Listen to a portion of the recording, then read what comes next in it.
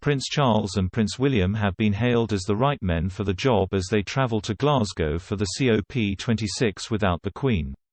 The two future kings will be joined by the Duchess of Cornwall and the Duchess of Cambridge, and are expected to charm delegates at the important climate summit.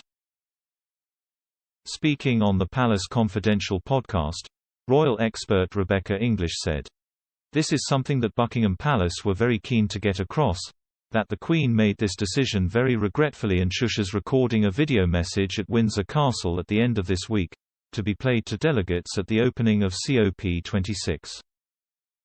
Shusha's made very clear that she wants the summit to be a success and that meaningful action will come out of it. Of course, they are still rolling out the royal big guns. We've got the new Fab Four, so to speak. We've got Charles, Camilla, we've got William and Kate all out there to charm delegates and represent Britain PLC. Charles and William have pretty strong eco-credentials of their own, so they're definitely the right men for the job." Both Prince Charles and Prince William are expected to give speeches and will attend a diplomatic reception for world leaders on Monday evening. The Prince of Wales is a renowned environmental campaigner, and told the COP21 audience in 2015 that there was no greater threat to humanity than climate change. Last year, he launched his Terra Carta initiative, which encourages businesses to embrace a sustainable future and asks signatories to agree to almost 100 actions to become more sustainable by 2030.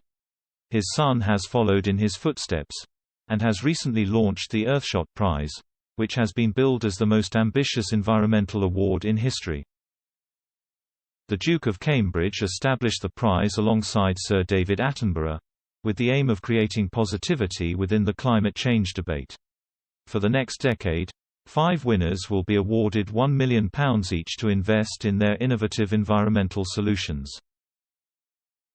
On October 17, the 39-year-old prince stepped out on the green carpet with Kate and welcomed celebrities and activists to Alexandra Palace for the televised awards ceremony.